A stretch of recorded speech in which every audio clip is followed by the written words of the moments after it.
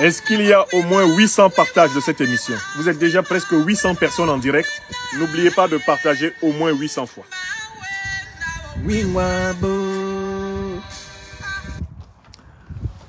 Africaines, Africains, Burkinabés, frères et sœurs, amis européens, amis asiatiques, amis américains, des luttes africaines pour la liberté, le serviteur des pains spirituels de la liberté des Africains vous salue.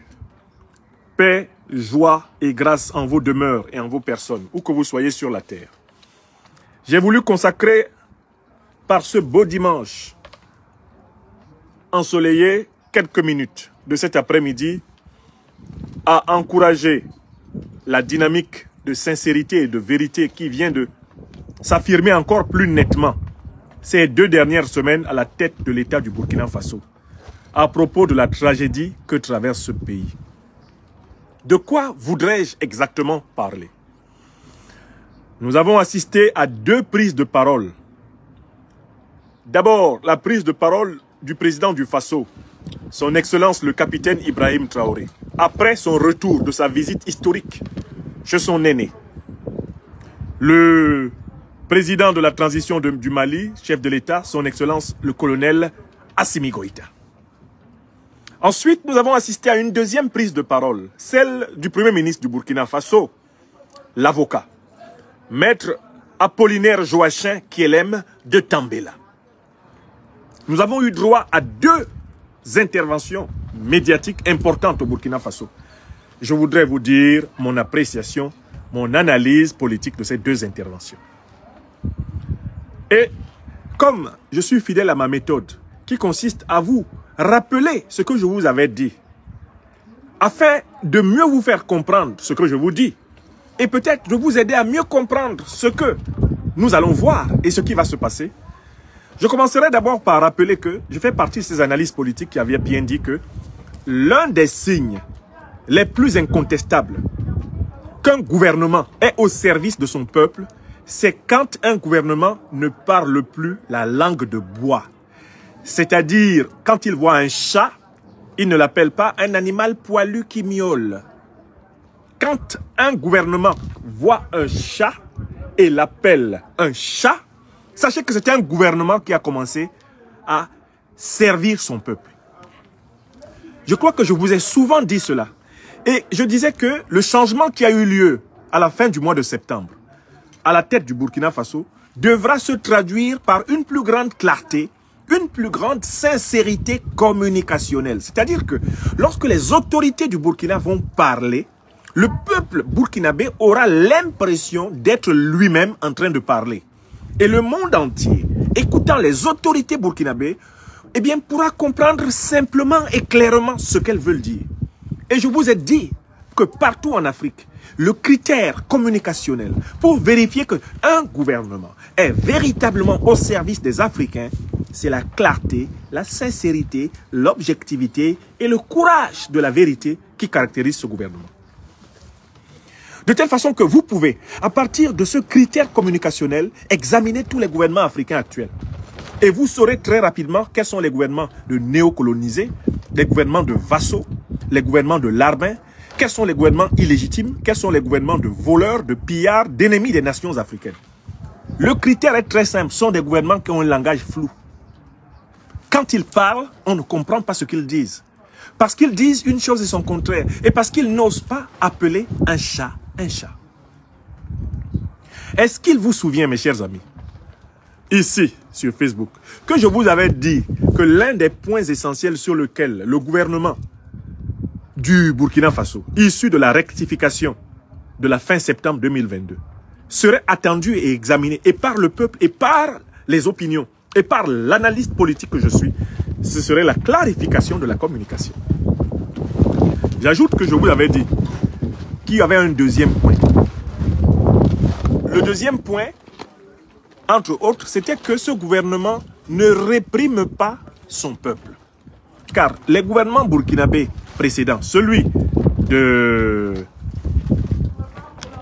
lieutenant-colonel Paul-Henri Sandaogo Damiba, et avant cela celui de Kaboré, s'était dressé contre le peuple burkinabé. Ces gouvernements étaient hostiles aux manifestations populaires. Je vous avais dit Un gouvernement véritablement populaire ne doit plus craindre les manifestations du peuple. Il doit les encadrer. Il doit les accompagner. J'espère que vous avez eu l'occasion de vérifier que le peuple burkinabé peut manifester sans être brutalisé par sa police, sans être brutalisé par sa gendarmerie, sans être brutalisé par son armée. Dès lors que la police, la gendarmerie et l'armée savent quelles sont les forces du peuple burkinabé, non pas les forces du président du Faso, mais les forces du peuple. Est-ce que vous avez vérifié ça cette semaine? Je n'ai eu aucun témoignage de violence policière, aucun témoignage de violence de gendarmes, aucun témoignage de violence militaire contre le peuple burkinabé qui était pourtant en manifestation. À Ouagadougou et à Cambouin-Saint, où le peuple burkinabé est allé porter le message de ses entrailles, eh bien à l'armée française, les forces de sécurité du Burkina Faso n'ont pas retourné les armes du pays contre le peuple. J'espère que vous voyez bien déjà la différence sur ces deux points. Une communication qui se clarifie et une armée, une police, une gendarmerie qui ne brutalise pas le peuple quand le peuple manifeste, mais qui encadre, qui veille à ce que les manifestations se déroulent dans la paix, qu'elles se déroulent dans la non-violence, qu'elles se déroulent dans le respect des personnes et des biens. Est-ce que vous avez vu ça au Burkina? Vous souvenez-vous que moi, votre serviteur, je vous avais dit que nous attendons le président Ibrahim Traoré sur ces points. Ne jamais retourner les armes de la police, les armes de la gendarmerie, les armes de l'armée. Ne jamais les retourner contre le peuple burkinabé quand il manifeste. Au contraire, encadrer le peuple, accompagner le peuple, protéger le peuple. S'il y a des débordements, raisonner le peuple. Voilà ce que le gouvernement du Faso a fait. Félicitons-le. Félicitons le président Traoré, qui a compris que sa survie à la tête de l'État et le succès de sa mission passe par le respect du peuple burkinabé. Il faut avoir un respect absolu du peuple burkinabé. Il a aussi compris une chose, et c'est celle sur laquelle j'insiste dans cette intervention du dimanche 20 novembre. Quand vous prenez la parole publiquement, il faut la prendre de telle façon que le Burkinabé, le plus modeste, le plus pauvre, le Burkinabé le plus aisé et le plus riche se sentent représentés par vous. Il faut que tout le peuple se reconnaisse dans votre parole. Eh bien, c'est sur ce point que je vais insister maintenant. Je voulais déjà vous rappeler qu'il y a eu des manifestations au Burkina. La police, l'armée n'ont pas tué quelqu'un. La police, l'armée, la gendarmerie n'ont pas blessé quelqu'un. Pourtant, les manifestations ont eu lieu. Et ce que le peuple burkinabé voulait dire là, il l'a dit. Et le ciel n'est pas tombé sur la tête des Burkinabés. Et les militaires, les gendarmes, les policiers qui ont veillé à ce que tout se passe correctement ne peuvent qu'être fiers d'être des forces de défense et de sécurité du peuple du Faso. Contrairement à l'instrumentalisation qui avait été faite de ces forces par Damiba pour brimer, tabasser les Burkinabés, par Kaboré pour brimer, tabasser les Burkinabés. Cette instrumentalisation, nous nous réjouissons qu'elle cesse et que les forces de défense et de sécurité du Burkina sachent qu'elles doivent chérir le peuple burkinabé. Bon, mais venons-en au sujet principal de mon intervention, la communication. Qu'est-ce qui m'a frappé dans la communication du gouvernement burkinabé? D'abord, dans l'intervention du président Ibrahim Traoré. Le président Ibrahim Traoré, réunissant les forces vives de la nation burkinabé, a mis chaque Burkinabé, homme ou femme, face à sa responsabilité. Il a dit, l'avenir du Burkina Faso est ce que les Burkinabés, hommes et femmes, en feront. Il a pris par les tripes son peuple pour dire la perte de pratiquement 60 à 70% du territoire national du Burkina Faso n'aurait pas été possible si les terroristes n'avaient pas bénéficié de complicité à l'intérieur du peuple burkinabé, à l'intérieur des forces de défense et de sécurité du Burkina Faso, à l'intérieur du gouvernement du Burkina Faso. Je recommence. La première idée qui m'a marqué, Ibrahim Traoré, qui invite le peuple burkinabé à ne pas rester dans la logique de la bouc émissarisation. C'est-à-dire, bon, voilà, très facilement, bon, c'est la France. Ah non, très facilement, sont les Occidentaux. Ibrahim Traoré dit, attention, ni les Occidentaux, ni la France ne peuvent manipuler un peuple dont une partie de la population, une partie de l'élite politique, de l'élite économique, de l'élite financière n'a pas elle-même déjà été corrompue. Le poisson pourrit par la tête. si le Burkina Faso se retrouve dans une situation de dépossession de son territoire national, c'est en raison de l'irresponsabilité, eh bien, de ses élites politiques. Ces élites politiques qui ont sacrifié la sécurité et la paix nationale des Burkinabés à leur carrière, à leurs intérêts personnels. Ces élites politiques qui, pour quelques espèces sonnantes et trébuchantes, ont fermé les yeux sur les complicités criminelles qui aujourd'hui ensanglantent la terre du Burkina. Ce qui m'a marqué dans l'intervention du président Ibrahim Traoré, c'est qu'il a mis le Burkinabé, la Burkinabé, sans exception, tous face à leurs responsabilités. Nous pouvons être libres si nous le voulons. Dans son message, il y avait un deuxième point absolument important. Il s'agissait de dire, si nous voulons récupérer notre territoire national, si nous voulons pacifier, si nous voulons que la prospérité soit partagée, cela va se traduire déjà par des changements de comportement de proximité. Il ne s'agit pas de faire des déclarations, des incantations. Il faut que nous changions notre rapport à notre voisin, à notre voisine. Il faut que le Burkinabé, la Burkinabé ne se regarde plus à travers le prisme des ethnies, le prisme des religions, le prisme des régions. Qu'il ne se regarde même plus à travers le prisme des catégories socio-économiques. Il faut que le Burkinabé, la Burkinabé, le peuple burkinabé se regarde comme un peuple qui doit apprendre à se donner entièrement la main pour se protéger contre ce siècle de haute prédation. C'est la deuxième idée forte que le président Traoré a défendue et qui m'a marqué. Arrêtez de considérer que tant que le malheur est chez les voisins, il n'est pas chez vous. Pensons nation, pensons collectif, pensons communauté. Transformons notre représentation. Ne nous prenons pas d'abord pour des Bissa, des Moussi, des Peul, des Gouroussi, des Djoula. Prenons-nous pour des frères et sœurs de la même nation, du même peuple africain du Burkina Faso. À partir de cet instant-là, le moindre mal qui frappe n'importe quel recoin de notre territoire va nous concerner. La pauvreté de nos compatriotes les plus éloignés de notre vue va nous concerner. Et nous allons créer donc, et c'est ce que le président Traoré était en train de faire, un état de conscience. On appelle ça dans la terminologie philosophico-initiatique. Nous allons créer un égrégore, c'est-à-dire un esprit burkinabé fort, qui fera que ce pays soit indocile et invincible. Et c'est ce que faisait dans son allocution le président Traoré. Il était en train de recréer l'esprit, la conscience collective du peuple burkinabé. Pour dire, nous ne pourrons pas vaincre les terroristes. Mieux, nous ne pourrons pas vaincre les maîtres impérialistes et terroristes si nous ne produisons pas une unité spirituelle, psychologique, populaire, économique, une unité sociale forte, plus forte que jamais. Un peuple qui est agressé, qui est chassé de 50 à 70% de son territoire, ne peut recouvrer celui-ci qu'en développant une énergie, une volonté inébranlable. Voilà ce qu'a fait le président Traoré. J'ai été admiratif. Vous savez, le président Traoré n'est pas un homme d'éloquence, ce n'est pas son métier, c'est un militaire. Il l'a rappelé plusieurs fois. Mais j'admire le fait que ce monsieur, et c'est la deuxième fois que je le vois en train de faire cela, il parle avec ses tripes.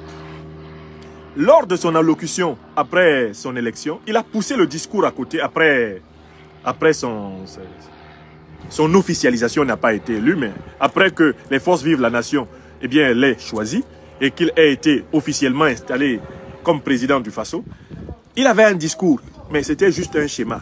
Et à un moment donné, il a poussé le schéma et il a parlé avec ses tripes. J'ai beaucoup aimé et je crois que c'est un style de communication qui manifestement lui convient. Le fait qu'il ait réuni ses frères et sœurs, ses aînés, qu'il ait réuni ses cadets, qu'il ait réuni le peuple burkinabé et qu'il ait parlé avec ses tripes.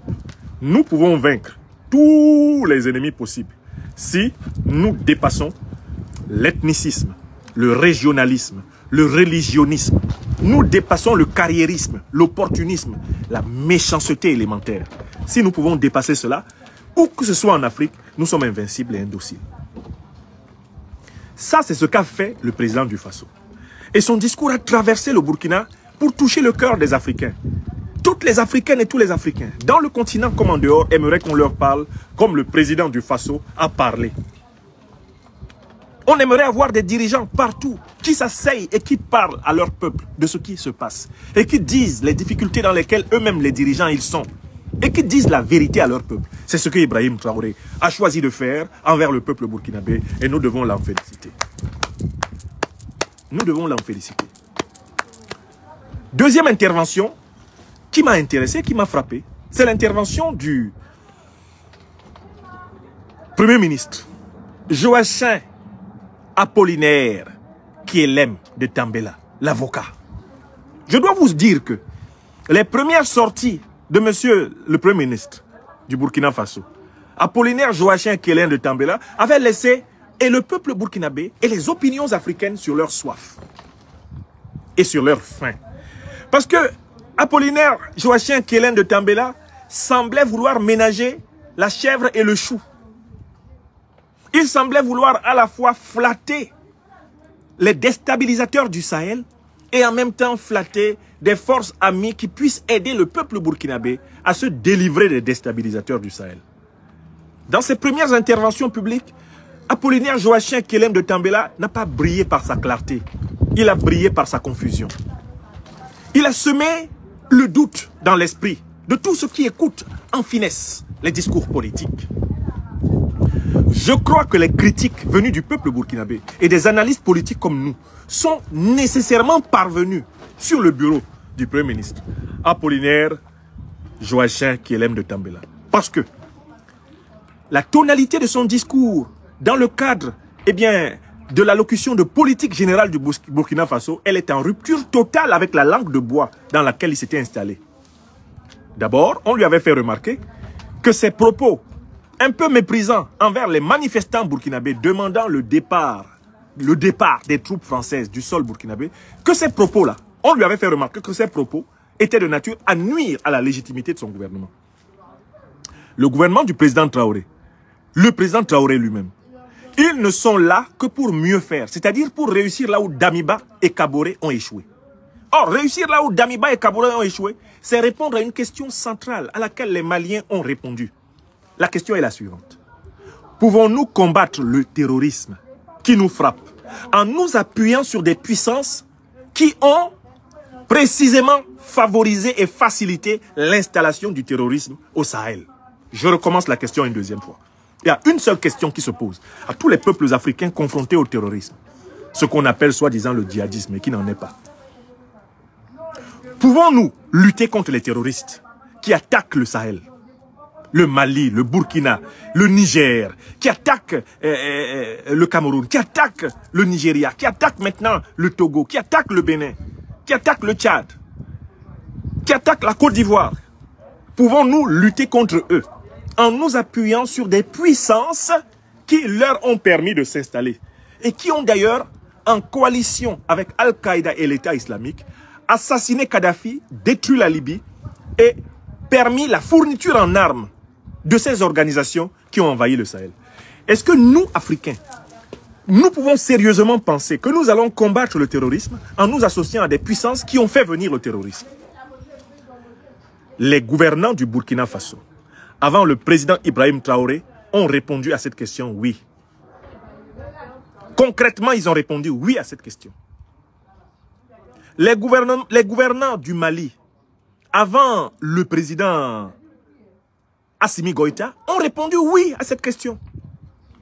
Dioncounda Traoré, Ibrahim Boubacar Keïta, tout ce monde-là a répondu oui à cette question. Nous pouvons combattre les terroristes en nous appuyant sur les puissances occidentales de l'OTAN qui les ont fait venir.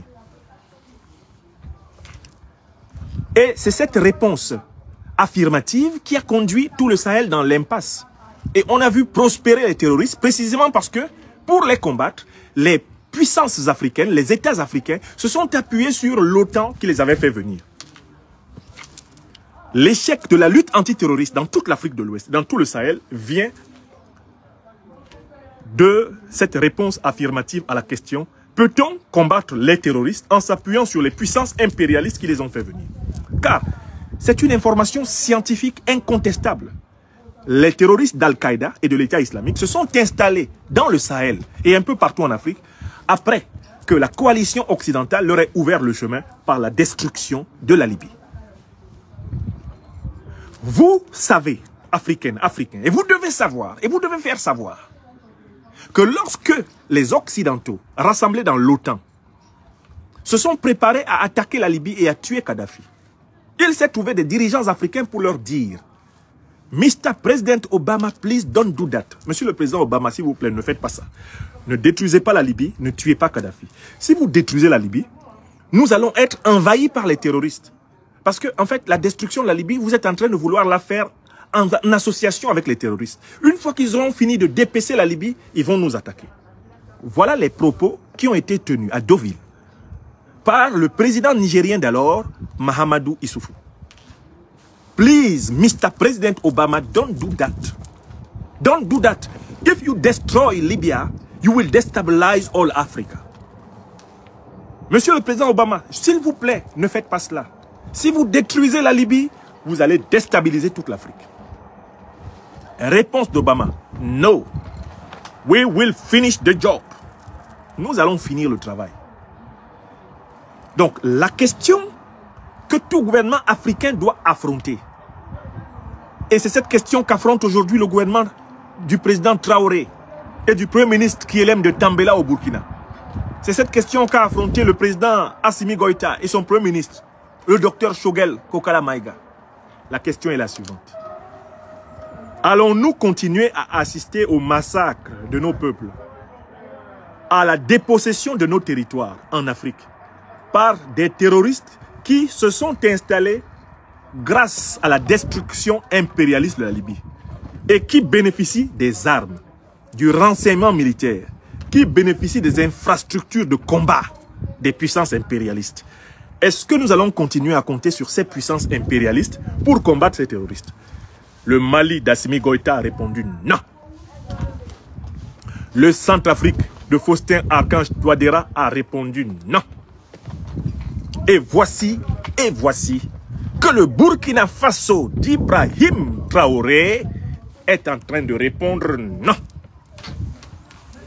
Dans le discours de politique générale du Premier ministre burkinabé, enfin on a entendu la réponse non. Parce que Kyelem de Tambela, dans ses interventions précédentes, donnait l'impression qu'il voulait à la fois ménager la chèvre et le chou. C'est-à-dire continuer la coopération de l'armée burkinabé avec les armées impérialistes qui ont détruit la Libye et favoriser l'installation des terroristes, et en même temps chercher une coopération nouvelle avec le Mali, avec la Russie, avec la Chine. Apollinaire Kyelem de Tambela, Premier ministre du Burkina, se rend bien compte aujourd'hui qu'on ne peut pas combattre le terrorisme en s'appuyant sur ceux qui l'ont installé. Et il dit qu'il faut sortir de la naïveté. L'échec de la lutte antiterroriste au Burkina Faso est dû au fait que cette lutte est menée au Burkina avec des puissances qui ont facilité, favorisé et conçu l'installation des terroristes comme étant un mécanisme permettant d'imposer leur présence militaire et de mettre la main sur les faramineuses richesses naturelles de cette région des trois frontières. Vous devrez donc vous souvenir qu'Apollinaire Kyelem de Tambela a commencé enfin à tenir un discours de vérité devant les Burkinabés.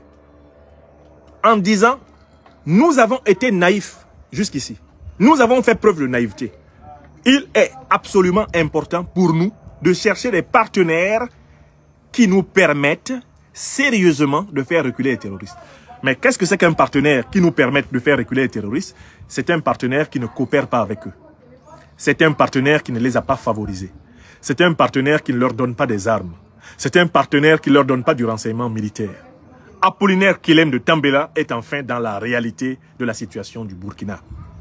Vous ne pourrez pas, nous ne pourrons pas, en Afrique, vaincre les terroristes en continuant à partager nos stratégies et nos tactiques de combat avec les impérialistes qui ont fait venir les terroristes. Le Burkina Faso ne sera pas sécurisé tant que l'armée burkinabé n'aura pas sécurisé et protégé ses plans de lutte antiterroriste du regard des puissances impérialistes.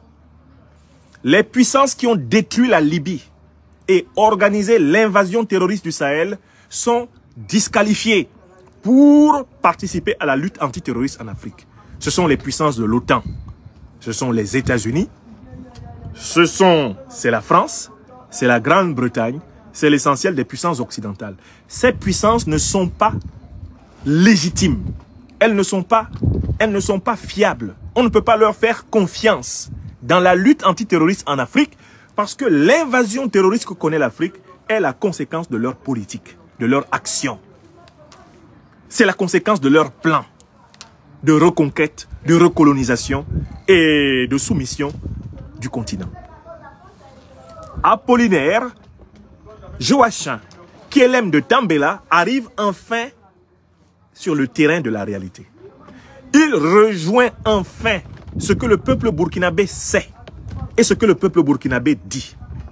Et pour conclure ce propos du dimanche, je voudrais dire au Premier ministre Apollinaire Joachim Kielem de Tambela que ça ne sert à rien de continuer à publier des communiqués flous, ambigus. Moi, j'ai lu un dernier communiqué là. Le peuple burkinabé est un peuple politiquement mûr.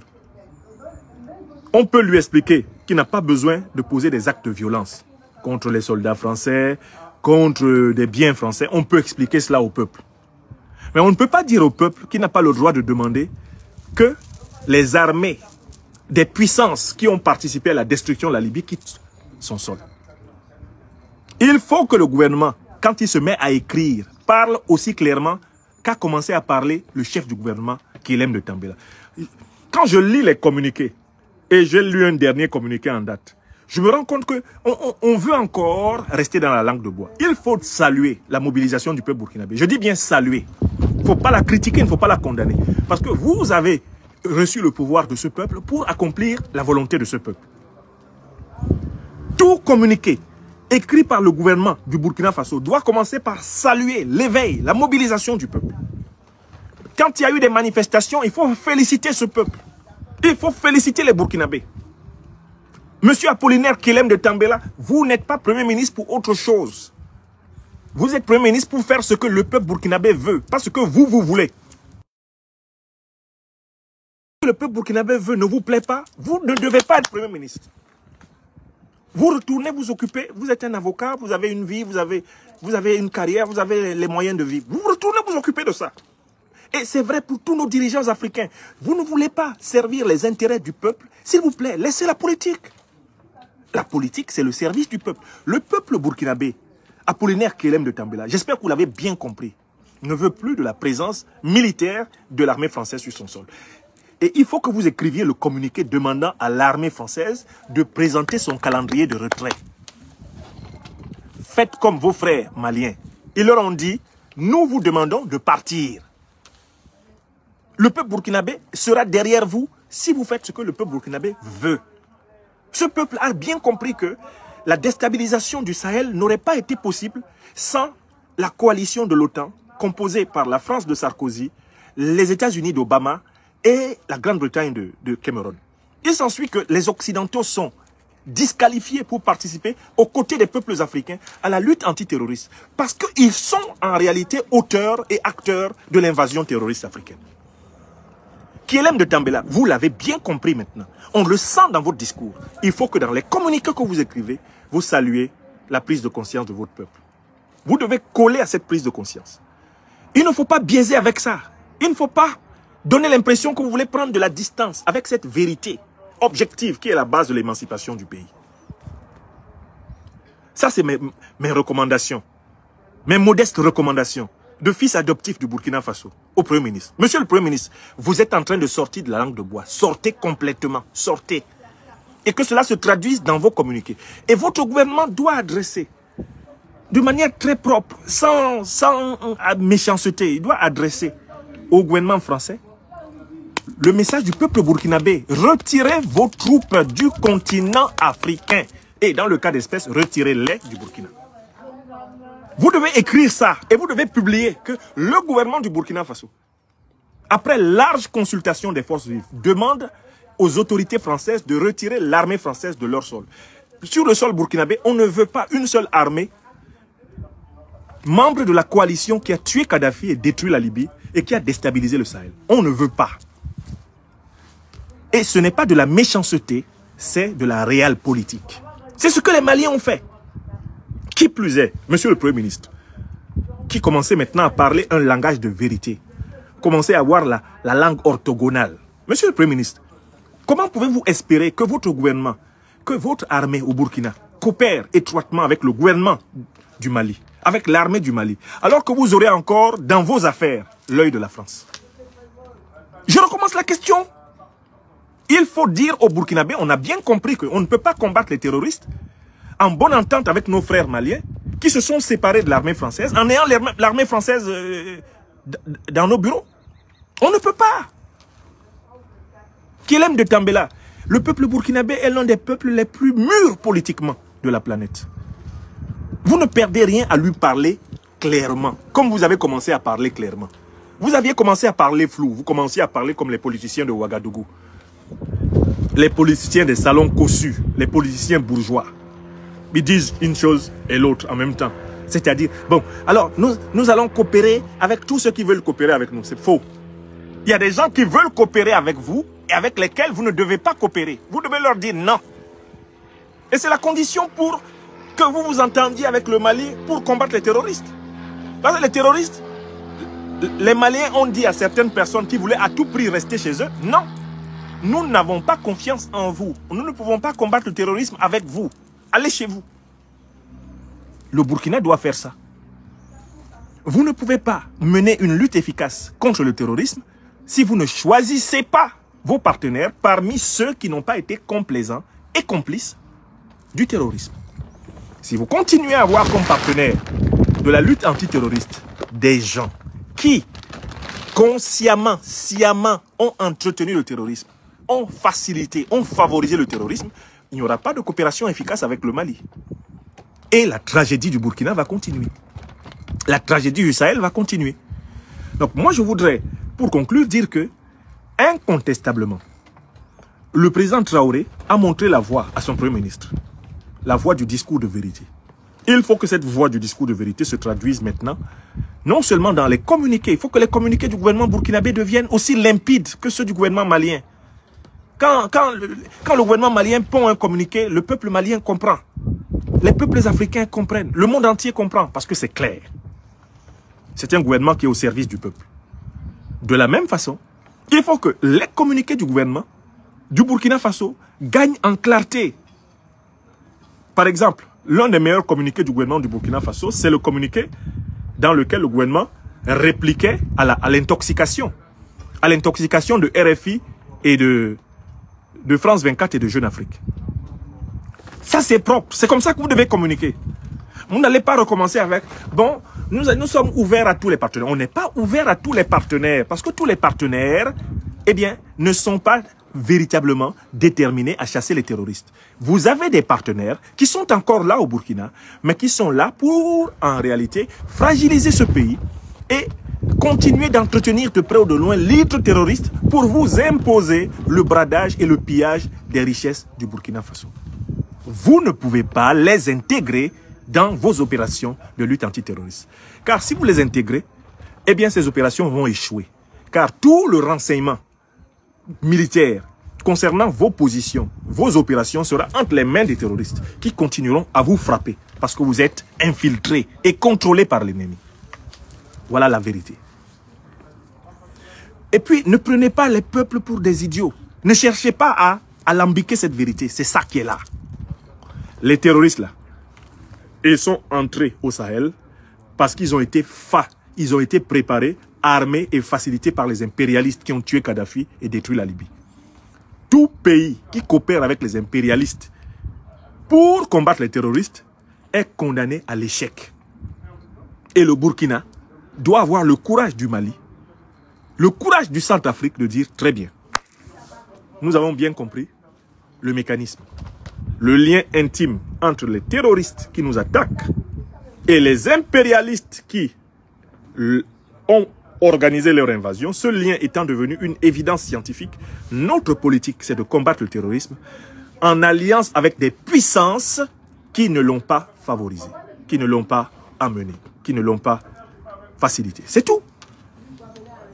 Alors, enfin, je finis là-dessus. On a bien vu comment la répression, la violence, les menaces pèsent maintenant sur l'opinion panafricaine, sur les leaders panafricanistes, sur les influenceurs, sur les militants, sur les intellectuels qui défendent la véritable émancipation de l'Afrique. Je suis intervenu sur la voie de l'Amérique pour faire remarquer au gouvernement américain que ces dernières menaces prononcées contre Kémy Séba, Nathalie Yamb et l'ensemble des Africaines et des Africains qui se battent pour la véritable souveraineté du continent, que cela aura un effet contre-productif. Non seulement c'est regrettable, mais en plus c'est maladroit et enfin c'est condamnable. J'ai dit que c'était regrettable parce qu'en fait, ils ont loupé une occasion de nouer un vrai dialogue avec la jeunesse africaine, avec les peuples africains, les États-Unis. Et en ce sens-là, ils se laissent embobiner par la stratégie française, qui est une stratégie de la logique du pire, de l'escalade permanente. J'ai dit que c'était regrettable, mais j'ai dit que c'était maladroit. Parce qu'en effet, ce serait beaucoup plus adroit de la part de ces puissances, mais de discuter avec ceux que les Africains écoutent, de les rencontrer pour comprendre et pour chercher à trouver un terrain d'entente, puisque nous sommes tous obligés de vivre dans le même monde. La puissance américaine ne perdrait rien à écouter Kémy Séba, à écouter Nathalie Yamb, à écouter Franklin Nyamsiwa Cameroun, à écouter Konaré, à écouter Egunchi Benze. Parce que peut-être que ce que nous disons est en fait la forme la plus acceptable de la colère du peuple africain. Et c'est à partir de ce que nous disons là que les puissances qui veulent avoir un avenir africain peuvent préparer un consensus. Car en fait, peut-être que nous sommes en réalité les plus modérés. Parce que quand on va dans le peuple africain, écouter ce que les Africains pensent de ce qui leur arrive, eh bien bientôt, l'Occident n'aura plus d'interlocuteurs possibles en Afrique. Il n'aura que des peuples en colère, il n'aura que des révolutionnaires en acte et en action. J'ai enfin dit que c'est condamnable. C'est condamnable parce que les États-Unis et leurs satellites européens veulent continuer à faire croire que les Africains doivent obtenir l'autorisation des Occidentaux, des Blancs, pour nouer des relations géopolitiques et internationales dans le monde. Et ça, c'est l'idée la plus abjecte. C'est l'idée la plus condamnable qui soit. De quel droit une puissance quelconque vient imposer à des Africains avec qui ils doivent parler? Les Africains ont le droit d'avoir des transactions, d'avoir des échanges, d'avoir des conventions, d'avoir de la coopération avec les puissances de leur choix. Parce que c'est exactement ce que font les Américains. C'est exactement ce que font les Français, les Européens en général. Chacun est le maître de ses relations internationales. La sortie du département d'État américain est la négation du droit des Africains d'avoir des relations internationales non autorisées par l'Occident.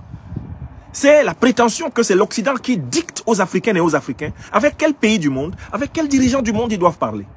Mandela leur avait pourtant déjà dit, en direct, dans une émission aux États-Unis, vos ennemis ne sont pas nécessairement les nôtres. Sylvie Baipo-Témo, ministre centrafricaine des Affaires étrangères, l'a rappelé à nouveau au Conseil de sécurité à New York, il y a quelques jours. Vos ennemis, vous, occidentaux, ne sont pas nécessairement les ennemis des Africains. Écrivez ça. Nous, Africains, nous nous sentons libres de converser, de coopérer, de collaborer avec les puissances qui nous arrangent. Si tu ne nous arranges pas, il ne faut pas nous déranger. Kémy Séba a le droit d'aller où il veut. Il a le droit d'aller à Moscou s'il se sent écouté à Moscou. Nathalie Yamb a le droit d'échanger avec qui elle veut. Elle a le droit d'échanger avec l'Iran, le Venezuela, si il l'écoute.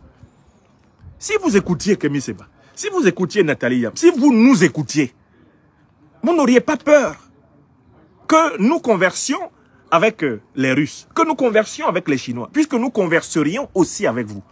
Mais vous, Occidentaux, vous avez choisi de n'écouter que les Africains qui ont renoncé à la revendication de leur souveraineté, de leur dignité et de leur liberté. Vos nègres de maison, ce sont des muets quand il s'agit de parler des intérêts de notre continent. Vous devez reconnaître, Occidentaux, que le temps est fini, ce temps est passé, où c'est vous qui dictiez aux Africains leurs relations internationales. Moi, Franklin Nyamsiwa Cameroun, je l'ai toujours dit, on m'a fait le procès ces dernières semaines, on a menti sur moi dans tous les médias français, agent de la Russie. Je ne suis pas agent de la Russie. Je ne suis pas agent de la Russie. Le jour où j'aurai quelque chose à faire avec la Fédération de Russie, ce sera quelque chose d'officiel et de public. Si le gouvernement russe, le président de la Fédération de Russie, me demande d'apporter mon expertise, je donnerai officiellement ma décision. Et avant de donner cette décision, j'aurai tiré toutes les conséquences à propos de ma situation en France. Je le ferai publiquement parce que je ne suis pas un Africain peureux. Je ne suis pas un nègre marchandise. Je vais où je veux, car l'esprit souffle où il veut. Né de l'esprit de mes ancêtres angélisés et du Tout-Puissant, je ne crains que le Tout-Puissant. Je ne crains que le Tout-Puissant, le maître de vie. Les autres, j'exerce une certaine prudence envers eux, c'est tout. Mais ils ne sont pas les maîtres de ma vie. Et c'est l'état d'esprit dans lequel est Nathalie Yamb. C'est l'état d'esprit dans lequel est Kémi Séba. C'est l'état d'esprit dans lequel sont tous les leaders d'opinion. Tous les authentiques dirigeants panafricains, ils ne vous craignent pas. C'est fini. Ils ont bien compris que cette vie sur cette terre doit être vécue pleinement, dans la dignité. Et dans ce cas-là, elle ne sera pas la dernière vie. Ça, on l'a bien compris. Donc, n'espérez pas par la stratégie de l'intimidation, par la stratégie de la menace, faire faiblir les mobilisations continentales. Des millions de Nathalie Yamb, des millions de Kémi Séba, des millions de Franklin Nyamsi, des millions de Konaré, des millions de Gunchi Béanzin.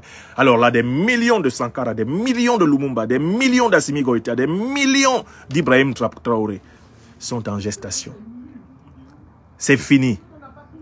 L'Afrique, fille à papa, c'est fini. L'Afrique, chose de l'Occident, c'est fini. Écrivez ça. Et je demande au Premier ministre, Joachim Apollinaire, qui est l'homme de Tambela, de s'installer définitivement dans le langage de vérité.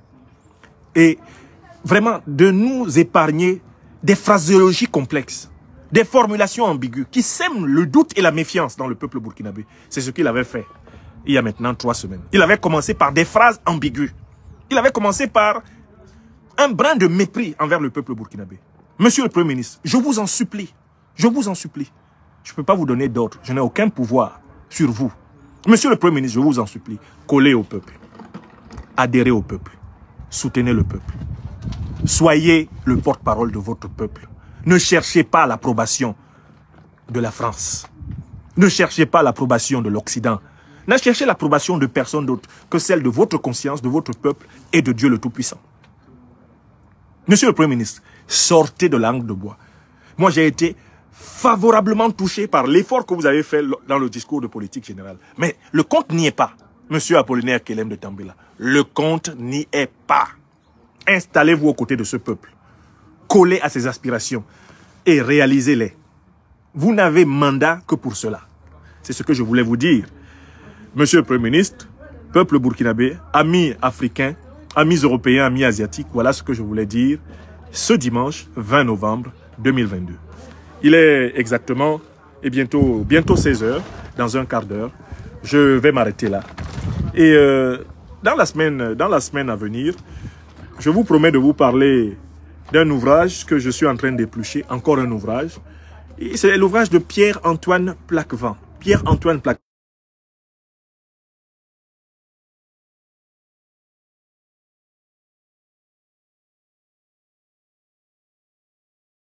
Cet ouvrage-là est très intéressant parce que nous y avons des données et des preuves du lien qu'il y a entre la biopolitique, les politiques de vaccination, le transhumanisme. Bref, on se rend bien compte qu'il y a un lien maintenant entre les politiques vaccinales qui se mènent sur la planète et les stratégies pour réduire la population de certaines parties du monde. Et ce livre-ci a documenté cette corrélation entre le pouvoir des grands milliardaires qui sont bien représentés là en image, le financement des politiques de vaccination et la manipulation de la taille des populations. Population végétale, population animale et populations humaines. Il y a un lien entre les grands investissements financiers et humanitaires, les recherches et les nouvelles modalités vaccinales et les projets de réduction de la population mondiale en fonction des intérêts de quelques oligarques qui, en fait, sont devenus des apprentis sorciers. Le livre est un document incarné, c'est-à-dire que Pierre-Antoine Plaquevent a cherché les preuves. Chacun des faits qu'il va alléguer, c'est avec des preuves.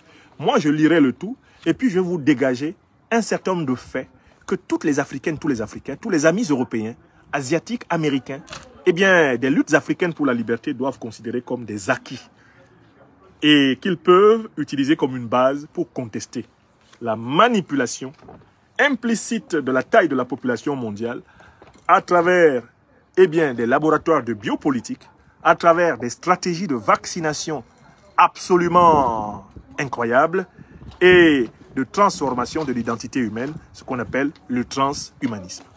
Ça, c'est un projet pour la semaine prochaine. Je vous souhaite d'ores et déjà un excellent dimanche et une bonne préparation de la semaine qui vient. Soyez bénis, mes amis. Soyez bénis. Dédicace une fois de plus au président du Faso, le capitaine Ibrahim Traoré, qui a ouvert courageusement le chemin du langage de vérité. Dédicace au Premier ministre Apollinaire Joachim Kelem de Tambela, dont j'espère vraiment qu'il va s'installer définitivement, je dis bien définitivement, dans le langage de vérité. Définitivement dans le langage de vérité. On a besoin de ça. Merci à tous. Vous étiez près de 2500 personnes. Hotep à tous. Hotep à tous. Portez-vous bien.